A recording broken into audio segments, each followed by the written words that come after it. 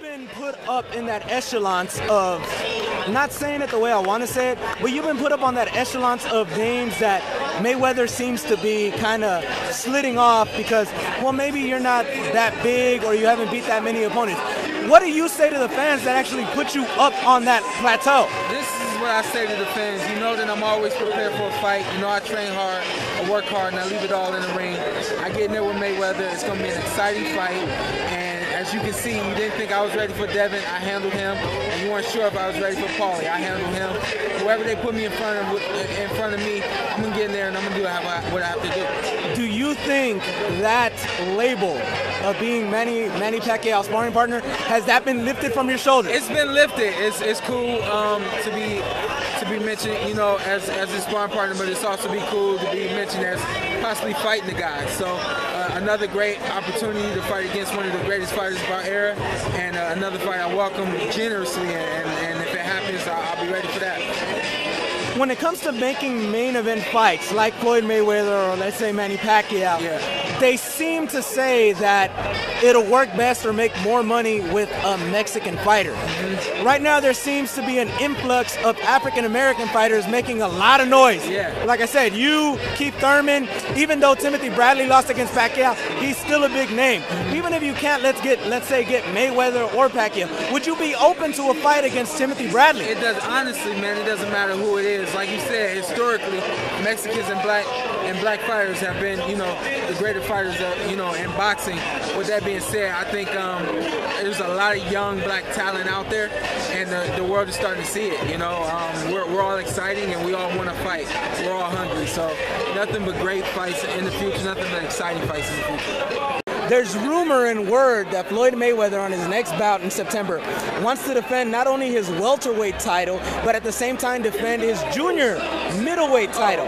How would that be, according to you, in a historic aspect? I didn't hear about that, but I mean, anytime you got belts on the line, it's historic. It means a lot, and it means a lot to me to become the IBF champion. And with every defense or every unification bout, it means the world to me. Pacquiao now holds 2 out of the 4 welterweight division titles. He is known as the last lineal welterweight division title.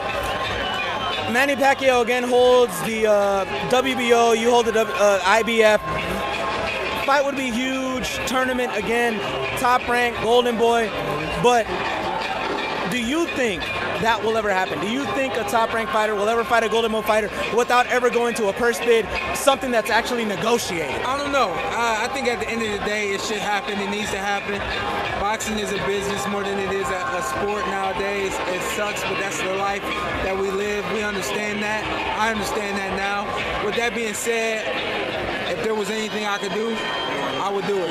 You know, I'm all about big fights. I'm all about bringing excitement to this world, to this sport, and to the fans. With that being said, Top Rank needs to fight against Golden Boy. Top Rank needs to fight against Al Heyman. It needs to happen. If it happens, you know, it'd be great for the sport. If it doesn't, we'll keep doing it the way we're doing it and making great fights the way we can. If I recall correctly, last weekend, we actually saw you in Brooklyn in Andre's corner. Tell us a little bit about Demetrius Andrade and what you like about him as a young up-and-coming fighter. Listen, that's man, a champion right now. He's a great fighter, man. I consider him family. I watched him fight in the amateurs. We sparred on teams together, sparred together as Olympians.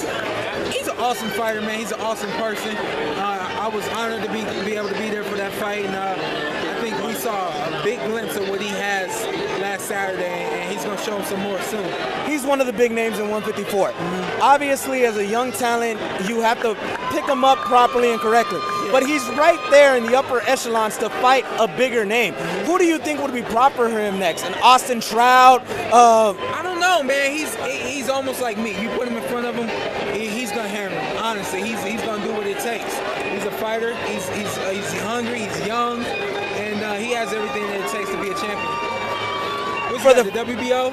Yeah, WBO 154 champion. Yep. WBO 154 champion for nothing, man. It's only a matter of time for the world, just like they saw me, until they see him in a big way. Let the fans know where they can get to know more about Shawn Showtime Porter, Listen, where they can man, follow you at. I want to shout you out, and I want to shout out FightHype. I appreciate you for doing this interview with me. You hollered at me on Twitter. We made it happen. Twitter, Instagram, Facebook, Showtime Shawn P. And keep looking out, man. It's going to get bigger and better. I'm excited. August 9th, Kell Brook, 147-pound IBF titles on the line. And we're going to get this on. Thanks for your time, man.